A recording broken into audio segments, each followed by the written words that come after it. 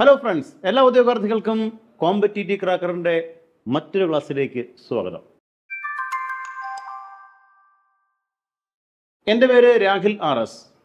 Competitive ക്രാക്കറിന്റെ 10th level ബാച്ചിൽ general നോളജുമായി ബന്ധപ്പെട്ട പൊതുവിജ്ഞാനവുമായി ബന്ധപ്പെട്ട വിഷയങ്ങൾ കൈകാര്യം ചെയ്യുന്നു. അപ്പോൾ നമ്മൾ ഇന്നത്തെ ക്ലാസ്സിൽ തന്നെ പ്രധാനമായിട്ട് ആകെ സിലബസ് എന്ന് പറഞ്ഞതിന് ശേഷം പൊതുവിജ്ഞാന മേഖലയുമായി ബന്ധപ്പെട്ട കാര്യങ്ങൾ കൂടി ഡിസ്കസ് ചെയ്യുന്ന നിങ്ങളുടെ സംശയങ്ങൾ കൂടി ഈ കമൻറ്റ് ബോക്സിൽ നിറയ്ക്കേണ്ടതാണ്, ചോദിക്കേണ്ടതാണ്. അപ്പോൾ നമുക്ക് പരസ്പര ചർച്ചയും മറുപടിയും വീണ്ടും ചർച്ചയും ആയിട്ട് ഈ ഒരു ക്ലാസ് മുന്നോട്ട് കൊണ്ടുപോകുക.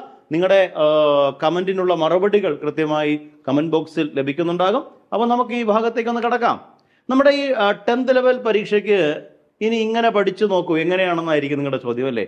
നമുക്ക് ആദ്യം തന്നെ സിലബസ് ഒന്ന് പരിശോധിക്കാം. സിലബസിനെ സംബന്ധിച്ച് നിങ്ങൾക്ക് അറിയാവുന്നതാണ്, നിങ്ങളുടെ എല്ലാ കയ്യിലും സിലബസ് ഉണ്ടായിരിക്കും. എങ്കിലും പറയട്ടെ, നമ്മുടെ എല്ലാം മൊബൈൽ ഫോണിൽ PDF ഉണ്ട് എന്നതിനപ്പുറത്തേക്ക് സിലബസ് ഒന്ന് പ്രിന്റ് എടുത്ത് നിങ്ങൾ സൂക്ഷിക്കുക. പ്രിന്റ് എടുത്ത് അതൊന്ന് പഠനമുറിയിൽ ഒട്ടിച്ചു വെക്കുകയോ നിങ്ങളൊരു ഫയലിനകത്ത് സൂക്ഷിക്കുകയോ വേണം. സിലബസിലേക്ക് നോക്കുക. സിലബസിൽ പറയുന്ന ഓരോ വിഷയങ്ങളും വളരെ ആഴത്തിൽ പഠിക്കാൻ തയ്യാറാകുക. നമ്മുടെ ആകെ സിലബസിൽ 100 മാർക്കിൽ 60 മാർക്കാണ് നമ്മുടെ general knowledge, current affairs and റൈസൻസ് in Kerala എന്ന് കൊടുത്തിരിക്കുന്നു. ജനറൽ നോളജ് പൊതുവിജ്ഞാനം, കറണ്ട് അഫയേഴ്സ് അല്ലെങ്കിൽ സമകാലികം, കേരള റൈസൻസ് കേരള നവോത്ഥാനം അല്ലെങ്കിൽ കേരളത്തിന്റെ സാമൂഹ്യ പരിഷ്കരണം എന്ന മേഖലകളെല്ലാം കൂടി ചേർത്താണ് ആദ്യത്തെ പാർട്ട്. 60 മാർക്കാണ്. ഈ 60 മാർക്കിൽ ഏതെല്ലാം വിഷയങ്ങൾക്കാണ് എത്രയെത്ര മാർക്കെന്ന് കൂടി നിങ്ങളൊന്ന് അറിഞ്ഞിരിക്കണമല്ലോ. ആദ്യം ശാസ്ത്ര സാങ്കേതിക മേഖല, സയൻസ് ആൻഡ് ടെക്നോളജിയുമായി ബന്ധപ്പെട്ട മേഖല, കലാ സാംസ്കാരിക മേഖല, അല്ലെ, രാഷ്ട്രീയ സാമ്പത്തിക സാഹിത്യ മേഖല, കായിക മേഖല, ഇവയുമായി ബന്ധപ്പെട്ട ഇന്ത്യയിലെയും പ്രത്യേകിച്ച് കേരളത്തിലെയും സമകാലിക സംഭവങ്ങൾ, കറണ്ട് അഫയേഴ്സുമായി ബന്ധപ്പെട്ട കാര്യങ്ങൾ 10 മാർക്കിന് ചോദിക്കാം. ഉണ്ടോ? ശാസ്ത്ര സാങ്കേതിക മേഖല, കായിക മേഖല, കലാ സാംസ്കാരിക മേഖല, അതുപോലെ തന്നെ പിന്നീട് രാഷ്ട്രീയ മേഖല, സാമ്പത്തിക മേഖലയുമായി ബന്ധപ്പെട്ട എല്ലാ തരത്തിലുള്ള സമകാലികമായിട്ടുള്ള, അതായത് കറണ്ട് അഫയേഴ്സുമായി ബന്ധപ്പെട്ട പത്രം വായന നിർബന്ധമാണ്. പത്രം വായന നന്നായിട്ടുള്ളവർക്ക്, ദൈനംദിന വാർത്തകൾ അതാത് ദിവസം എഴുതി സൂക്ഷിക്കുന്നവർക്കെല്ലാം തന്നെ വളരെ എളുപ്പത്തിൽ സ്കോർ ചെയ്യാൻ പറ്റുന്ന 10 മാർക്കാണ് ഒന്നാമത്തെ ഭാഗം. മനസ്സിലായല്ലോ? ഇനി നോക്കാം നിങ്ങൾ രണ്ടാമത്തെ ഭാഗം. ഇന്ത്യയുടെ ഭൂമിശാസ്ത്രപരമായ സവിശേഷതകൾ, ഫിസിയോഗ്രാഫിക് ഡിവിഷൻസിനെ കുറിച്ച്, അതിർത്തികളും അതിരുകളും. ഇടയ്ക്കൊന്ന് പറഞ്ഞോട്ടെ, ഈ ഒരു സിലബസിന്റെ ഈ ഒരു സ്ലിപ്പ് ടൂൾ നിങ്ങൾക്ക് ചിലപ്പോൾ ഒരുപക്ഷെ കാണാൻ പറ്റുന്നുണ്ടാകില്ല, കാരണം നമ്മുടെ സ്ക്രീനിൽ വെച്ചിരിക്കുന്നതുകൊണ്ട്. ഇപ്പോൾ നിങ്ങൾ സിലബസ് ഞാൻ പറയുന്നതൊന്ന് എഴുതിയെടുക്കുക, അല്ലെങ്കിൽ നിങ്ങളുടെ സിലബസിന്റെ PDF കൂടി അടുത്ത് വെച്ചിട്ട് ഞാൻ ഈ പറയുന്ന കാര്യങ്ങളെ ഒന്ന് വിലയിരുത്തി നോക്കുക. ഓക്കെ, രണ്ടാമത്തെ ഭാഗം ഇന്ത്യയുടെ ഭൂമിശാസ്ത്രപരമായ സവിശേഷതകളാണ്. അതുപോലെ തന്നെ അതിർത്തികളും അതിരുകളും, ഊർജ മേഖലയിലെയും ഗതാഗത വാർത്താ മേഖലയിലെയും പുരോഗതി, വ്യവസായങ്ങൾ എന്നിവയെ സംബന്ധിച്ച പ്രാഥമികമായ അറിവ്. അതും എത്ര മാർക്കിനാണ്? 10 മാർക്കിന്റെ ടോപ്പിക്കാണ്. അപ്പോൾ ജിയോഗ്രഫി എന്ന് പറഞ്ഞ് നമ്മൾ പണ്ടോട്ടേ പഠിക്കുന്നില്ലേ വിഷയം, അത് തന്നെയാണ് ഏറെക്കുറെ. ഇന്ത്യയുടെ ഭൂമിശാസ്ത്രപരമായ സവിശേഷതകൾ, ഇന്ത്യയുടെ ഫിസിയോഗ്രാഫിക് ഡിവിഷൻസ് നമുക്കറിയാം അല്ലേ. നോർത്തേൺ മൗണ്ടൻ സിസ്റ്റം, ഉത്തരപർവ്വത മേഖല, ഉപദ്വീപീയ പീഠഭൂമി, ഉത്തര മഹാസമതലങ്ങൾ, ദ്വീപസമൂഹങ്ങളും നദീതീരങ്ങളും, കോസ്റ്റൽ റീജിയൻസ്, ഡെസേർട്സ് എന്നിങ്ങനെ നീണ്ടുകിടക്കുന്ന ഇന്ത്യയുടെ ഭൂപ്രകൃതി മേഖലകൾ, ഇത് ഓരോന്നിൻ്റെയും പ്രത്യേകത. അതിർത്തികളും അതിരുകളും ഇല്ലേ, ഇന്ത്യയുടെ പിന്നീട് അന്താരാഷ്ട്ര അതിർത്തികളെ അതെല്ലാം, അല്ലെങ്കിൽ മറ്റു രാജ്യങ്ങളുമായി അതിർത്തി പങ്കുവയ്ക്കുന്ന സംസ്ഥാനങ്ങൾ, ഒരു രാജ്യവുമായി അതിർത്തി പങ്കുവയ്ക്കാത്ത സംസ്ഥാനങ്ങൾ എന്നിങ്ങനെയുള്ള മേഖലകൾ, ഇന്ത്യയുടെ അതിർത്തികൾ, കിഴക്കേ അതിര്, പടിഞ്ഞാറേ അതിര്, വടക്കേ അതിര്, തെക്കേ അതിര് എന്നിവയുടെ പ്രത്യേകതയൊക്കെ നമുക്ക് ചോദിക്കാം. അതുപോലെ തന്നെ ഗതാഗത വാർത്താവിനിമയ മേഖലയിലെ അല്ലേ, നമ്മൾ സുവർണ ചതുഷ്കോണ പാതയെക്കുറിച്ചെല്ലാം തന്നെ ലൈവ് ക്ലാസ്സുകൾ ഒരുപാട് പഠിച്ചിട്ടുണ്ട് നിങ്ങൾ. ഇന്ത്യയുടെ ഏറ്റവും പുതിയ ദേശീയ ഗതാഗത നയത്തെ പറ്റി, അതുപോലെ നാഷണൽ ഹൈവേകളെ കുറിച്ച്, അതുപോലെ തന്നെ പിന്നെ വാട്ടർ ഹൈവേയെ കുറിച്ച്, റെയിൽവേയെ കുറിച്ച്, ഗതാഗത മേഖലയിലെ പുരോഗതി, ഇതൊരു പ്രധാനപ്പെട്ട ചോദ്യമാണ്. അതുപോലെ പ്രധാന വ്യവസായങ്ങൾ അല്ലേ, ഇന്ത്യയിലെ പ്രധാനപ്പെട്ട ഇൻഡസ്ട്രിയൽ സെക്ടറിനെ കുറിച്ചുള്ള ചോദ്യങ്ങൾ. ഇന്ത്യയിലെ ആദ്യത്തെ പൊതുമേഖല വ്യവസായശാല ദക്ഷിണേന്ത്യയിലാണ്, നിങ്ങൾക്കറിയാം. Visvesvaraya iron and steel limited കർണാടകയിൽ അല്ലേ എന്നിങ്ങനെയുള്ള സ്വദേശി പ്രസ്ഥാന കാലത്ത് ഉയർന്നു വന്ന പിന്നീട് വ്യവസായ മേഖലകൾ, അതിനുശേഷം സ്വതന്ത്ര ഇന്ത്യയിൽ നിലവിൽ വന്ന കമ്പനികൾ, ഇന്ത്യയിലെ ചില പൊതുമേഖലാ കമ്പനികൾക്ക് ചില പദവികൾ നൽകി. നിങ്ങൾ കേട്ടിട്ടില്ലേ, നവരത്ന കമ്പനികൾ, മിനി രത്ന കമ്പനികൾ തുടങ്ങിയ കമ്പനികളൊക്കെ തന്നെ നിലവിൽ വന്നു. അപ്പൊ ഇത്തരം മേഖലയാണ് ഇന്ത്യയുടെ വ്യവസായ മേഖലയുമായി ബന്ധപ്പെട്ട് നമ്മൾ പഠിക്കുന്നു. 10 മാർക്ക് മനസ്സിലാവുന്നുണ്ടോ? അടുത്തൊരു പ്രധാനപ്പെട്ട 10 മാർക്ക് നിങ്ങൾക്ക് ഏതാണ്ട് സ്കോർ ചെയ്യാൻ പറ്റുന്നത്, കാരണം സ്കൂൾ ക്ലാസ്സുകളിൽ നമ്മൾ ഏറെ പഠിക്കുന്ന ഒരു ഭാഗമാണ്. ഇന്ത്യയുടെ സ്വാതന്ത്ര്യ സമരവുമായി ബന്ധപ്പെട്ട പ്രധാനപ്പെട്ട പ്രക്ഷോഭങ്ങൾ, രാഷ്ട്രീയവും സാമൂഹികവും സാംസ്കാരികവുമായ മുന്നേറ്റങ്ങൾ അല്ലെ. ഇന്ത്യയുടെ സ്വാതന്ത്ര്യ സമരവുമായി ബന്ധപ്പെട്ട പ്രക്ഷോഭങ്ങൾ അല്ലെങ്കിൽ മൂവ്മെന്റുകൾ പഠിക്കുമ്പോൾ നമുക്കറിയാം മോഡേൺ ഇന്ത്യ എന്ന് പറയും അല്ലെ.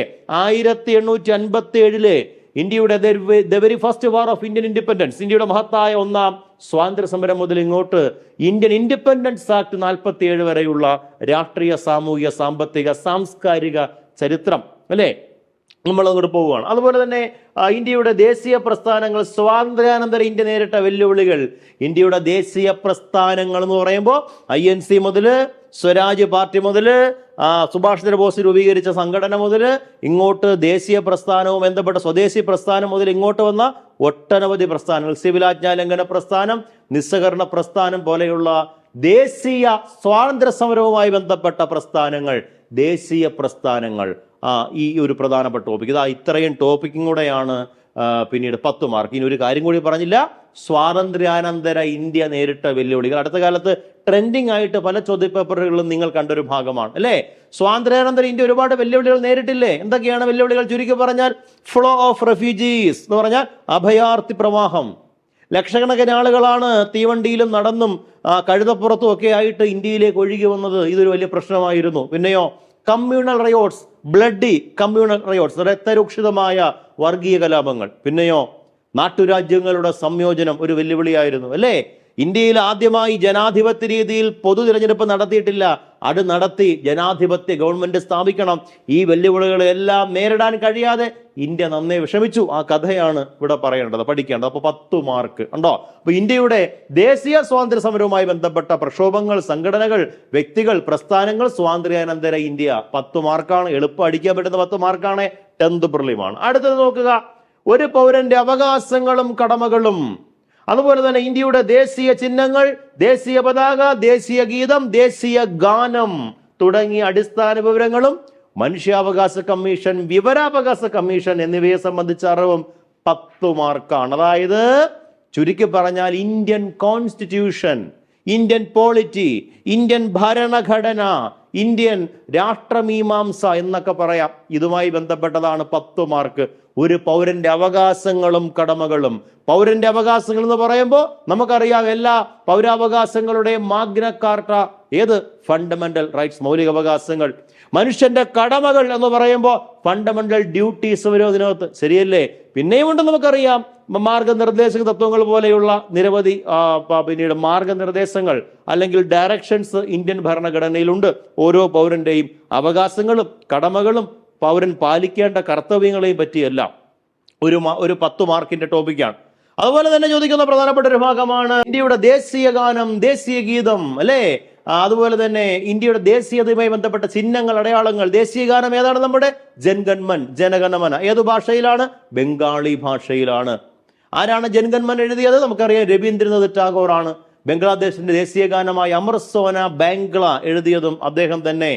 വന്ദേ മാതരം എഴുതിയത് ബങ്കിം ചന്ദ്ര ചാറ്റർജി, അതും ബംഗാളി ഭാഷയെന്നാണ് PSCയുടെ ആൻസർ കീയിൽ സൂചിപ്പിക്കുക, ബംഗാളി ഭാഷയാണ്.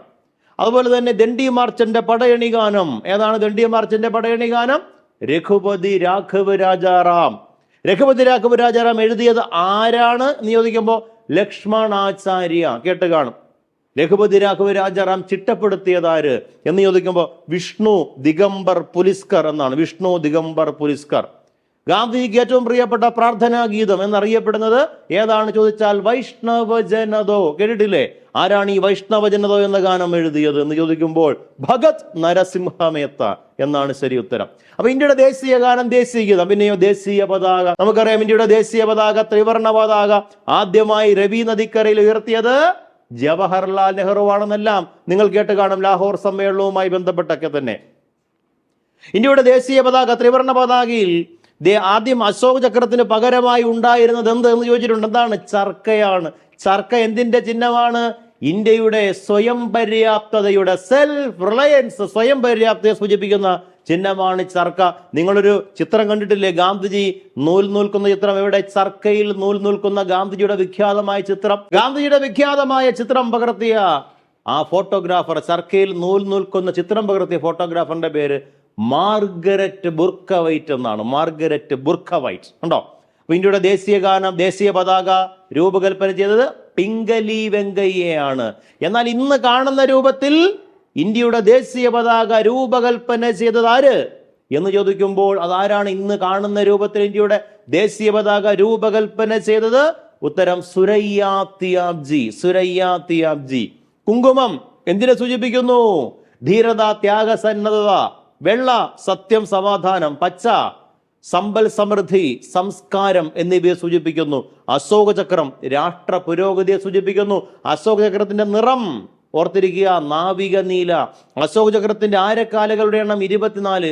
24 ആരക്കാലുകൾ എന്തിന്റെ പ്രതീകമാണോ ചോദിച്ചാൽ ബുദ്ധമതത്തിന്റെ 12 ധർമ്മങ്ങളുടെ മുൻപോട്ടും പിൻപോട്ടുമുള്ള പ്രയാണങ്ങളെ സൂചിപ്പിക്കുന്നു. ദേശീയ പതാകയിലെ ചിഹ്നങ്ങളെയും അടയാളങ്ങളെയും ആരാണ് നിറങ്ങളെയും വ്യാഖ്യാനിച്ച വ്യക്തി എന്ന് ചോദിച്ചാൽ ഇന്ത്യയുടെ ആദ്യ ഉപരാഷ്ട്രപതിയായിരുന്ന അദ്ദേഹത്തിന്റെ ജന്മദിനം സെപ്റ്റംബർ 5 നമ്മൾ അധ്യാപക ദിനമായി ആചരിക്കുമ്പോൾ അദ്ദേഹത്തിന്റെ പേര് ആര് തന്നെ? Doctor S Radhakrishnan. ഇതൊക്കെ പഠിക്കണം. നിങ്ങളുടെ സിലബസിൽ 10 മാർക്കാണ്. ഒരു പൗരന്റെ അവകാശങ്ങളും കടമകളോടൊപ്പം തന്നെ ദേശീയ ഗാനം, ദേശീയ ഗീതം, ദേശീയ പതാക, ദേശീയ ചിഹ്നം. ഇന്ത്യയുടെ ദേശീയ ചിഹ്നം ഏതാണ്? സിംഹമുദ്ര എന്നാണ് നിലവിൽ വന്നത്, അംഗീകരിച്ചത്. സാരാനാഥിലെ ബുദ്ധസ്തൂപത്തിൽ നിന്ന് കടമെടുത്ത ഈ ചിഹ്നം ഇന്ത്യ അംഗീകരിച്ചത് 1950 ജനുവരി മാസം 26-ാം തീയതിയാണ്. ഓക്കെ, ശരി. അപ്പൊ ആ വിഷയവുമായി ബന്ധപ്പെട്ട് ഇന്ത്യൻ ഭരണഘടന എന്ന് ചുരുക്കി പറയാം 10 മാർക്കാണ്. അടുത്ത് നോക്കുക. നമുക്കറിയാം ഇന്ത്യയുടെ ദേശീയ പതാക ത്രിവർണ്ണ പതാക ആദ്യമായി രവി നദിക്കരയിൽ ഉയർത്തിയത് ജവഹർലാൽ നെഹ്റു ആണെന്നെല്ലാം നിങ്ങൾ കേട്ട് കാണും, ലാഹോർ സമ്മേളനവുമായി ബന്ധപ്പെട്ടൊക്കെ തന്നെ. ഇന്ത്യയുടെ ദേശീയ പതാക ത്രിവർണ്ണ പതാകയിൽ ആദ്യം അശോക ചക്രത്തിന് പകരമായി ഉണ്ടായിരുന്നത് എന്ത് എന്ന് ചോദിച്ചിട്ടുണ്ട്. എന്താണ്? ചർക്കയാണ്. ചർക്ക എന്തിന്റെ ചിഹ്നമാണ്? ഇന്ത്യയുടെ സ്വയം പര്യാപ്തതയുടെ, സെൽഫ് റിലയൻസ്, സ്വയം പര്യാപ്തതയെ സൂചിപ്പിക്കുന്ന ചിഹ്നമാണ് ചർക്ക. നിങ്ങളൊരു ചിത്രം കണ്ടിട്ടില്ലേ? ഗാന്ധിജി നൂൽ നൂൽക്കുന്ന ചിത്രം. എവിടെ? ചർക്കയിൽ നൂൽ നൂൽക്കുന്ന ഗാന്ധിജിയുടെ വിഖ്യാതമായ ചിത്രം. ആ ചിത്രം പകർത്തിയ ഫോട്ടോഗ്രാഫർ ആരാണെന്ന് പ്രീവിയസ് ചോദ്യം. ആരാണെന്ന് പറയാമോ? കേരളത്തിന്റെ അടിസ്ഥാന വിവരങ്ങൾ: നദികളും കായലുകളും, വിവിധ വൈദ്യുത പദ്ധതികൾ, വന്യജീവി സങ്കേതങ്ങൾ, ദേശീയോദ്യാനങ്ങൾ, മത്സ്യബന്ധനം, കായിക രംഗം എന്നിവയെ കുറിച്ച് വിലപ്പെട്ട 10 മാർക്ക് അറിഞ്ഞിരിക്കണം. ഇന്ത്യയുടെ ഭൂപ്രകൃതി മേഖല നിങ്ങൾക്കറിയാം. മലനാട്, ഇടനാട്, തീരപ്രദേശം. ഏറ്റവും ഉയരം കൂടിയ കൊടുമുടിയാണ് 2995 മീറ്ററോളം ഉയരമുള്ള ആനമുടി. ഉണ്ടോ? ആനമുടി എവിടെയാണ് കാണപ്പെടുന്നത്? അതുപോലെ തന്നെ കിഴക്കോട്ടൊഴുകുന്ന നദികൾ ഏതെല്ലാം, പടിഞ്ഞാറൊഴുകുന്ന നദികൾ ഏതെല്ലാം തന്നെ, തൂവാനം വെള്ളച്ചാട്ടം കാണപ്പെടുന്ന വന്യജീവി സങ്കേതം ഏതാണ്? കേരളത്തിലെ ദേശീയോദ്യാനങ്ങൾ ഏതെല്ലാം? കേരളത്തിലെ മണ്ണിനങ്ങൾ, കേരളത്തിൽ ഏറ്റവും കൂടുതൽ കാണപ്പെടുന്ന മണ്ണിനത്തിന്റെ പേര് ലാറ്ററൈറ്റ് മണ്ണ് എന്നാണ്. ലാറ്ററൈറ്റ് മണ്ണ് കേട്ടില്ലേ നിങ്ങൾ? ചെങ്കൽ മണ്ണ്. കേരളത്തിൽ ഏറ്റവും കൂടുതൽ മണ്ണിനമാണ് ലാറ്ററൈറ്റ് മണ്ണാണ്. മണ്ണിനെ കുറിച്ചുള്ള പഠനമാണ് പെഡോളജി. കേരളത്തിലെ കായലുകൾ ഏതെല്ലാം മനസ്സിലാവുന്നുണ്ടോ? കേരളത്തിന്റെ കവാടം എന്നറിയപ്പെടുന്ന കായൽ ഏതാണ്? നമുക്കറിയാം. കേരളത്തിലെ ശുദ്ധജല തടാകങ്ങൾ ഏതെല്ലാം എന്നറിയപ്പെട്ടു. അപ്പൊ എന്നിങ്ങനെയുള്ള വസ്തുതകൾ, നദികൾ, കായലുകൾ, തടാകങ്ങൾ, കേരളത്തിന്റെ അടിസ്ഥാന ഭൂമിശാസ്ത്രം, മണ്ണിനങ്ങൾ, അതുപോലെ വൈദ്യുത പദ്ധതികൾ, വന്യജീവി സങ്കേതങ്ങൾ ഉണ്ടോ? വന്യജീവി സങ്കേതങ്ങൾ, ദേശീയോദ്യാനം ഉണ്ടോ? ചാമ്പൽ മലയണ്ണാൻ കാണപ്പെടുന്ന വന്യജീവി സങ്കേതം, നക്ഷത്ര ആമകളെ കാണപ്പെടുന്ന വന്യജീവി സങ്കേതം മനസ്സിലാവുന്നുണ്ടോ? അതുപോലെ തന്നെ ചെന്തുരുണി വന്യജീവി സങ്കേതം ഏത് വൃക്ഷവുമായി ബന്ധപ്പെട്ടിരിക്കുന്നു? ഇങ്ങനെയുള്ള ഒട്ടനവധി ചോദ്യങ്ങൾ ഈ മേഖലയാണ്. 10 മാർക്കാണ് നിങ്ങളുടെ സിലബസിലെ 10 മാർക്ക്. മത്സ്യബന്ധനം ഉണ്ടോ? കായിക രംഗവുമായി ബന്ധപ്പെട്ട കാര്യങ്ങളെല്ലാം. അതുപോലെ തന്നെ അടുത്ത 10 മാർക്ക് ഇന്ത്യൻ സ്വാതന്ത്ര്യ സമരവുമായി ബന്ധപ്പെട്ട് കേരളത്തിലുണ്ടായ മുന്നേറ്റങ്ങൾ, അതിന് പിന്നിൽ പ്രവർത്തിച്ച നവോത്ഥാന നായകന്മാർ, കേരളത്തിലെ സാമൂഹ്യ പരിഷ്കർത്താക്കൾ, ചട്ടമ്പിസ്വാമികൾ, അയ്യങ്കാളി, ശ്രീനാരായണ ഗുരു മുതലായ പണ്ഡിറ്റ് കറുപ്പൻ, വി.ടി. ഭട്ടതിരിപ്പാട്, കുമാരഗുരു, മന്നത്ത് ബ്രഹ്മനാഭൻ മുതലായ സാമൂഹ്യ പരിഷ്കർത്താക്കൾ. 10 മാർക്ക് എളുപ്പത്തിൽ അടിക്കാൻ പറ്റിയ 10 മാർക്ക്. കാരണം പണ്ടോട്ടേ നിങ്ങൾ പഠിക്കുന്ന കുറെ ആളുകളാണ് അല്ലേ? നവോത്ഥാന നായകന്മാർ ആരാണ്? യോഗക്ഷേമ സഭ രൂപീകരിച്ചത് 100 തവണ ചോദിച്ചു കണ്ട് ആരാണ്? വി.ടി. ഭട്ടതിരിപ്പാട്. വൈക്കം സമരവുമായി ബന്ധപ്പെട്ട് സവർണ ജാഥ നയിച്ചത് ആര് ചോദിച്ചാൽ മന്നത്ത് പത്മനാഭൻ അരുവിക്കരയിൽ എന്നാണ് ശ്രീനാരായണ ഗുരു ശുഭപ്രതിഷ്ഠ നടത്തിയത്? 1888. മലയാള മനോരമ പത്രം ആരംഭിച്ചതും 1888. കുമാരഗുരുദേവൻ എന്നറിയപ്പെടുന്നത് ആരെയാണ്? പൊയ്കയിൽ യോഹന്നാൻ. അയ്യപ്പൻ എന്നത് ആരുടെ ബാല്യകാല നാമമാണ് ചോദിച്ചാൽ ആരുടെയാണ്? ചട്ടമ്പി സ്വാമികളുടെ ബാല്യകാല നാമമാണ്. ജാതി വേണ്ട, മതം വേണ്ട, ദൈവം വേണ്ട, മനുഷ്യൻ എന്ന് പറഞ്ഞത് സഹോദരൻ അയ്യപ്പനാണെങ്കിൽ ഐത്തോച്ചാടനത്തിന് ഇനി നമുക്ക് അമ്പലങ്ങൾക്ക് തീ കൊളുത്താം എന്ന് പറഞ്ഞത് VT ഭട്ടതിരിപ്പാണെങ്കിൽ അമ്പലങ്ങളാണ് ഐത്തത്തെ സംരക്ഷിക്കുന്ന ഏറ്റവും വലിയ സ്ഥാപനം എന്ന് പറഞ്ഞത് ബോധാനന്ദ സ്വാമികൾ ആണെങ്കിൽ അന്ധവിശ്വാസങ്ങളും അനാചാരങ്ങളും ഏതെങ്കിലും ദൈവത്തിനെ പ്രീതിപ്പെടുത്താൻ വേണ്ടിയാണെങ്കിൽ ഞാൻ ആ ദൈവത്തിനോട് യുദ്ധം പ്രഖ്യാപിക്കുന്നു എന്ന് പറഞ്ഞത് സഹോദരൻ അയ്യപ്പനാണെങ്കിൽ ഈശ്വരൻ തെറ്റ് ചെയ്താലും ഞാനത് റിപ്പോർട്ട് ചെയ്യും എന്ന് പറഞ്ഞത് ആ സ്വദേശാഭിമാനി രാമകൃഷ്ണ പിള്ളയാണെങ്കിൽ കേരളത്തിന്റെ നവോത്ഥാന ചരിത്രം എത്രത്തോളം വിശാലമാണ് നിങ്ങൾക്കറിയാം. ഇന്ത്യയുടെ സ്വാതന്ത്ര്യ സമരവുമായി ബന്ധപ്പെട്ട് കേരളത്തിലുണ്ടായ മൂവ്മെന്റുകൾ, നാട്ടുകാർ ഭരിക്കണം, nation should ruled by the natives എന്ന മുദ്രാവാക്യം ആദ്യമായി മുന്നോട്ട് വെച്ച തിരുവിതാംകൂറിലെ ദിവാനായിരുന്നു വേലുത്തമ്പി ദളവ. അറിയില്ലേ നിങ്ങൾക്ക്? 5 തെങ്ങ് കലാപം തൊട്ട് തുടങ്ങുകയാണ് ഇന്ത്യയുടെ സ്വാതന്ത്ര്യ സമരവുമായി ബന്ധപ്പെട്ട് കേരളത്തിലെ മൂവ്മെന്റുകൾ, അല്ലെ? The very first noticeable resistance against the British in Kerala or Travancore. തിരുവിതാംകൂറിൽ ബ്രിട്ടീഷുകാർക്കെതിരെ നടന്ന ആദ്യത്തെ ചെറുത്തുനിൽപ്പ് 5 തെങ്ങ് കലാപം. പിന്നീട് ആറ്റിങ്ങൽ കലാപം നിങ്ങൾക്കറിയാം. അതിനുശേഷം വന്ന അനിഴം തിരുനാൾ മാർത്താണ്ഡവർമ്മയുടെ പോരാട്ടങ്ങൾ, ബാറ്റിൽ ഓഫ് കുളച്ചൽ യുദ്ധം, അല്ലെ? പഴശ്ശി റിവോൾട്ട് എന്നിങ്ങനെ കുറിച്യ ലഹളകൾ ഇങ്ങനെ വന്ന് മലബാറിലെ മാപ്പിള കലാപങ്ങൾ തൊട്ട് 930 ആരംഭിച്ച ഉപ്പ് സത്യാഗ്രഹത്തിനെ പിന്തുണച്ചുകൊണ്ട് ഇന്ത്യയിൽ ആകമാന ഉപ്പ് സമരങ്ങൾ ആരംഭിച്ച കൂട്ടത്തിൽ നമ്മുടെ കൊച്ചു കേരളത്തിലും കേളപ്പന്റെ നേതൃത്വത്തിൽ നിയമലംഘന പ്രസ്ഥാനം ആരംഭിക്കുകയും വരിക സഹചരേ എന്ന ഗാനം കേരളത്തിൽ ഉപസമരത്തിന്റെ പടയണി ഗാനമാകുകയും കേരളത്തിലെ സിവിലാജ്ഞാലംഘന ഗാനമായിരുന്ന ഉണരുവിൻ എണീക്കുവിൻ അണിനിരന്നുകൊള്ളുവിൻ രണത്തിനുള്ള കാഹളം ശ്രവിച്ചിടാം മനോഹരം എഴുതിയത് ആരാണ് ചോദിച്ചാൽ കേരളത്തിന്റെ സാംസ്കാരിക ഗാനമായ ജെ കോമള കേരളധരണി എഴുതിയ ബോധേശ്വരൻ തന്നെയാണ്. തുടങ്ങിയ വസ്തുതകളാണ് ഈ ഒരു 10 മാർക്ക്. മനസ്സിലാവുന്നുണ്ടോ? അപ്പൊ 60 മാർക്കിന്റെ കോമൺ GK 10th പ്രിലിം അടിക്കാൻ ഏറ്റവും എളുപ്പമാണ്. നമ്മൾ ഇങ്ങനെ ഒരു കഥ കേൾക്കുന്നത് പോലെ വളരെ ആസ്വദിച്ച് ടോപ്പിക്കുകൾ പഠിച്ചു പോകുന്നു. കോമ്പറ്റീറ്റീവ് ക്രാക്കർ അതിനുള്ള അവസരം നിങ്ങളുടെ മുന്നിലേക്ക് വെക്കുകയാണ്. സിലബസ് പരിചയപ്പെടുത്തും. നാച്ചുറൽ സയൻസ്, നമുക്കറിയാം സയൻസ് വിഷയങ്ങൾ 10 മാർക്കിനാണ്. നമ്മൾ ബയോളജി എന്ന് പറഞ്ഞ് പഠിക്കുന്ന വിഷയങ്ങളാണ്. മനുഷ്യ ശരീരത്തിന്റെ പൊതുവറിവ്, ജീവകങ്ങളും രോഗങ്ങളും, കേരളത്തിലെ ആരോഗ്യക്ഷേമ പദ്ധതികൾ, ഭക്ഷ്യ കാർഷിക വിളകൾ, വനങ്ങളും വനവിഭവങ്ങളും, പരിസ്ഥിതി പ്രശ്നങ്ങളും 10 മാർക്കാണ്. അതുപോലെ ഫിസിക്കൽ സയൻസ്, ഫിസിക്സ് എന്ന് പറഞ്ഞ് പഠിക്കുന്നു, 10 മാർക്കിന്റെ ടോപ്പിക്കാണ്, അല്ലെ? ഫിസിക്സ് കെമിസ്ട്രി ഉണ്ട്, ആറ്റങ്ങളും ഘടനയും എന്നറിയപ്പെട്ടു. പിന്നെ കണക്ക് 10 മാർക്കാണ്. ലഘുഗണിതമുണ്ട്, മെന്റൽ എബിലിറ്റി ഉണ്ട്, അല്ലെ?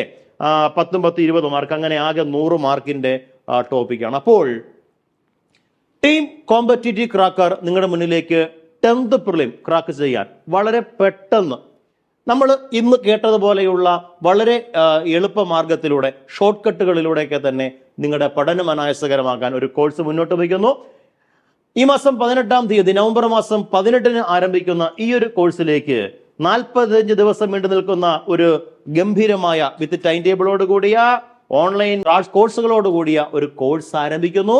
നവംബർ 18-നാണ് ഈ കോഴ്സ് ആരംഭിക്കുന്നത്. ഈ കോഴ്സിനെ കുറിച്ച് തിരക്കുവാനും ഈ കോഴ്സിനെ കുറിച്ചുള്ള കാര്യങ്ങൾ അറിയുവാനും നിങ്ങൾക്ക് അവസരമുണ്ട്. ഈ സ്ക്രീനിൽ കാണുന്ന നമ്പറിലേക്ക് നിങ്ങൾ കോൾ ചെയ്യുക, നിങ്ങളുടെ അഡ്മിഷൻ ഉറപ്പാക്കുക. അപ്പോൾ നമുക്കിനി എല്ലാവർക്കും കോമ്പറ്റീറ്റീവ് ക്രാക്കറിന്റെ 10th പ്രിലിമിനറിയുടെ ക്രാഷ് കോഴ്സിന്റെ ലൈവ് ക്ലാസ്സുകളിൽ, കോമൺ GK പൊതുവിജ്ഞാന ക്ലാസ്സുകളിൽ വീണ്ടും കാണാം. എല്ലാ ഉദ്യോഗാർത്ഥികൾക്കും ഒരിക്കൽ കൂടി ബൈ.